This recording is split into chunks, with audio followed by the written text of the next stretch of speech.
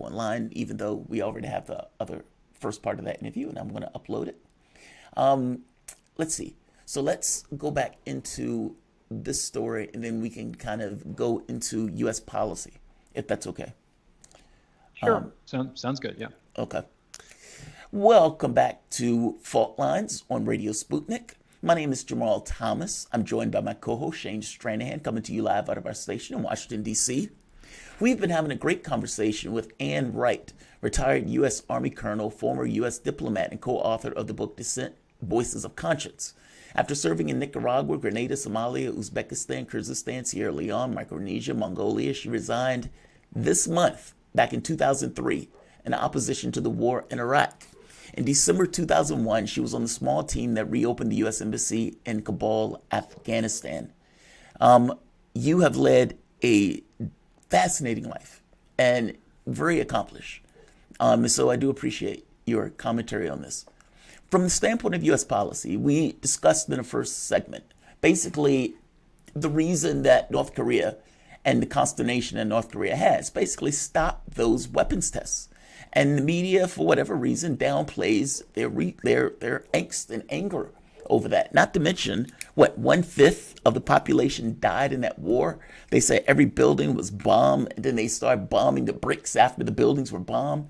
Like, we need to get across, even though we don't remember the North Korean war, they do. And as such, in order to have any kind of peaceful negotiations with them, we have to be able to accommodate that and to know that. This is kind of a Robert McNamara thing. He makes the point that rational or that consciousness or rationality is not always rational. Well, that depends on what you're putting your stake in the ground on. And in this specific case, they are rational actors, whether we want to believe it or not. And part of that is to be able to deal with their concerns honestly if we want to have any negotiations to take place. Let's get into what our current foreign policy is and what that expectation is going to be under a Joe Biden as opposed to, let's say, a Donald Trump. And what are your thoughts? How is Biden going to be different from Trump, or is he going to be different at all in this case? Well, I think initially the policy is going to be a very firm one and talking about denuclearization of North Korea. Blinken said so in Tokyo just yesterday. However, I think they may fall off that position as the U.S. kind of fell off the position. Well, it's not a similar thing, but they did make an agreement with Iran under the Obama administration, which Biden and his senior leadership of his administration were all a part of talking to the Iranians about not having a nuclear program there. And some of the folks from in the Biden administration reach all the way back to the days of the Clinton administration when there were talks that went on that almost prevented the North Koreans from going ahead and developing 15 years later this bomb. Another aspect of this is there has been a change in the temperature of the think tanks in Washington, D.C., where 5 years ago there was no way in the world they would talk, any of them would say that there could be anything other than denuclearization as a first step for any sort of discussion from the United States with North Korea. That is definitely not the position now. Most all of them have said that there's got to be a recognition that that the North Koreans will not drop their nukes, or that's probably a bad word for it. They will not give up their I hope they don't. That's part of the problem. Amen. Bad phrase. But even the think tanks from which many of these, the current Biden administration came from, and where the Trump administration goes back into, they've all been saying over the last 5 years that a hard position from the U.S. on total denuclearization will go nowhere if you really want peace on the Korean Peninsula. And that's another aspect of this. A lot of people don't want peace because that means they'll lose their job. There are defense industries that will lose lots of money if they don't have the contracts to keep the military bases running and keep building submarines and B-2s and other sorts of attack equipment. So, there is this crew that is not for peace. They're not for outright war, but they certainly don't want a threat in quotes to go away, because then they can't make any money.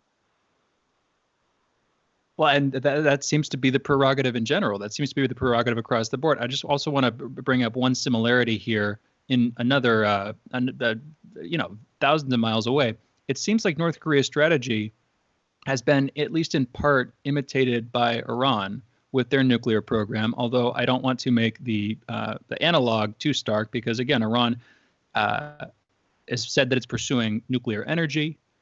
North Korea very clearly is pursuing nuclear armament, but both of them using the pursuit of nuclear technology, both of them pursuing nuclear technology as an attempt to establish themselves and stave off Western influence. I think that similarity holds across the board. And it's interesting to see how well it's working. And it's also interesting to see that they are at the top of our lists when it comes to not our main geopolitical foes, certainly, but certainly the boogeymen that we put, near the top of international threats, despite sticking within their borders, essentially across the board. I don't want to, get into a conversation about Iran. We wanted to keep it on Asia, but I just wanted to bring that up. On coming back to North Korea, what significance does Kim Yo-jong hold in the North Korean political system? She's the sister of Kim Jong Un, and one of the more prominent media figures, arguably at this point more prominent than Kim Jong Un himself, in terms of publicity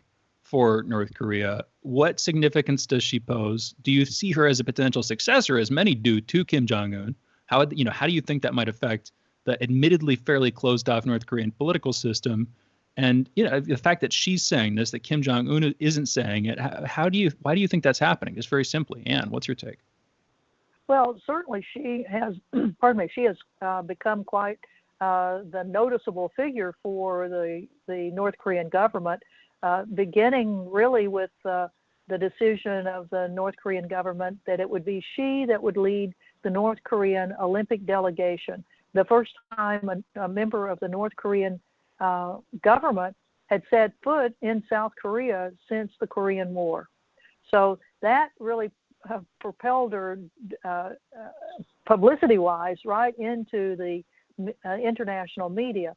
And as we've seen, as that has continued on over the last many years, she is the person that seems to be the right-hand person to Kim Jong Un. She is right there for every signing statement. She's there when they have international visitors. So she is a very, very important person.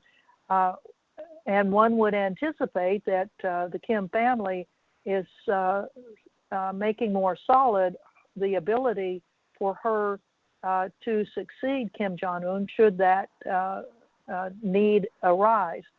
On the other side of it, though, there are a lot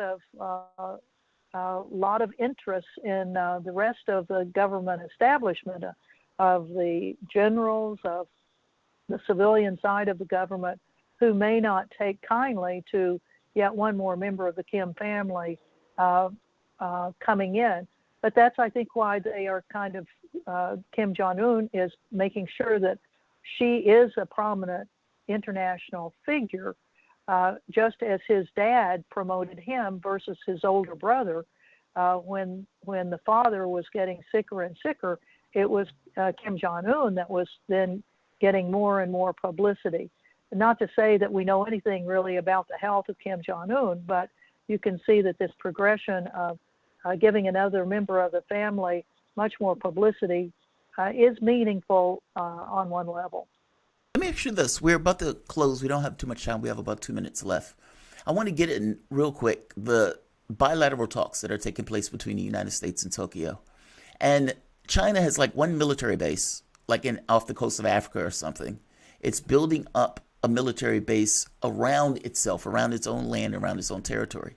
But the U.S., with hundreds of military bases, is basically saying and criticizing Chinese aggression. This is phenomenal.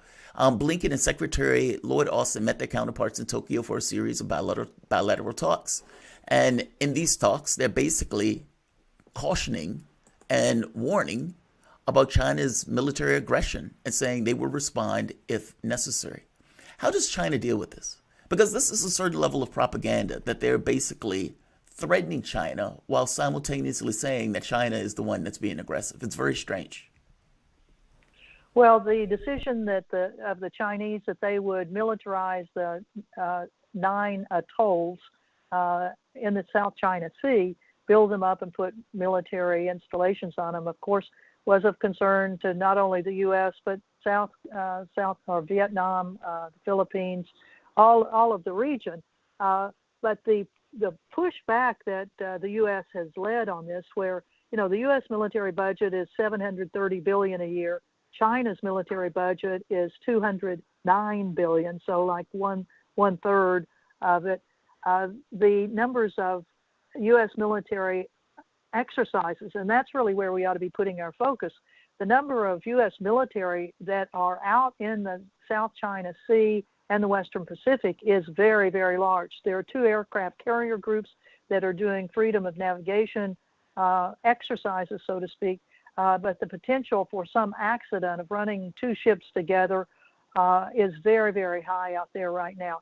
The U.S. military is changing its approach. The U.S. Marine Corps is changing how it operates in now saying it will have small units that are able to take small islands and hold them and use missiles to fire on ships and sink them.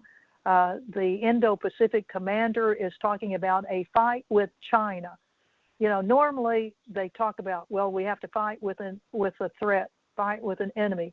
They are now specifically using the name China, which is a very disturbing factor. Well, so you add that that's to really the genocide statements. I mean, the attack saying China committed genocide and all this, and this new point of view almost that is almost like trying to connect, let's say, the Holocaust or something that took place in the Holocaust with China.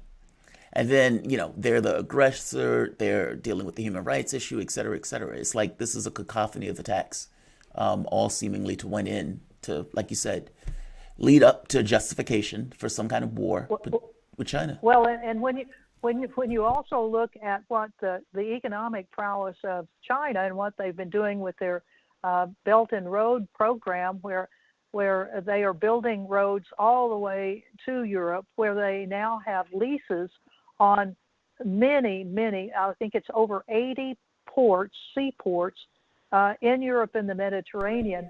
The economic challenge that China has, to me, is a much more, that's where the U.S. ought to be putting its emphasis. It is.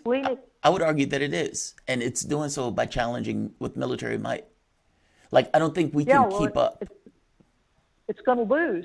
It is going to lose. And the weird thing about it is that it seems to be, on the surface at least, much more in footing with our ideological basis over the past at least half century. The whole idea of a sort of economic free trade, open world, where economic alliances bring together political alliances and keep the world from falling into utter military cataclysm. It seems like it's just weird to me. We got to close it here, but it's weird to me that the United States has ceded that moral high ground. I'll use that phrase, even though I don't know that it actually applies, but I think it does when you compare the alternative as, military might. It's weird that we've ceded that ground to China, but we've got to close this out. We've been joined for this segment by Ann Wright. She's a retired U.S. Army colonel, former U.S. diplomat, and co-author of the book Dissent, Voices of Conscience. After serving in Nicaragua, Grenada, Somalia, Uzbekistan, Kyrgyzstan, Sierra Leone, Micronesia, and Mongolia, she resigned in March 2003 in opposition to the war in Iraq. In December 2001, she was on the small team that reopened the U.S. Embassy in Kabul, Afghanistan. You can follow Ann on Twitter at AnnWright46 and find her work on finer news sites such as Consortium News, Common Dreams, Truthdig, and many more. We'll be right back. You're listening to Fault Lines with Thomas and Stranahan. Be back on the other side of this short break. And thank you so much for joining us on this great conversation. My pleasure. I enjoyed talking with you all. And, one other aspect of this, when the U.S. ever gets behind economically or gets behind in anything, the easiest thing to do is go beat somebody up. So I think that's where you see this military aggression coming in, except that we seem to have, it seems like nobody remembers history that we try to beat people up and even the smallest countries start beating us up. So it doesn't make sense. No, it doesn't. No, and I don't like it at all. I've got to prep for another interview, but just real quick. Usually people say this at the beginning of the interview, but I know you're based in Hawaii. How's the weather out there? Oh, we've had terrible weather. Jesus. We've had 10 days of rain. We've had floods. We've had landslides. We've had all sorts of crap. Today it started out pretty, but now the clouds are coming in and we're going to have more rain. That's rough. That's rough. I was hoping to have an escape. I'm based out in South Dakota, and it is like 28 degrees outside. But that doesn't sound too good as an alternative. But Ann, thank you again for joining us. It still is a good alternative. Come on out. I appreciate the invitation. All right, have a good one. Okay, take care. Thank you. Bye-bye. All right, bye-bye. All right, that was fun. That was good. Hey, you there, man? I think you're muted. Sorry. I want to thank all of you guys for joining us. We had something weird in the beginning, like these kind of weird technical glitches where my machine was on, it was recording, but it wasn't uploading, even though it said it had excellent connection. When I reloaded it just to make sure, there was no issue. It just restarted back. So I hope you guys enjoy it. We wanted to give you some heads up on what is going on in North Korea. And she is a great person to give that insight to. So I want to thank Ann for it. And shout out to my co-host Shane for thinking of her and getting her on the show. Good job, Shane. Hey, thank you. And we'll talk again soon. I think you're going live this time. We're talking with Dan Cohen, right? Yeah, we're going live with Dan Cohen in 15 minutes. So yeah.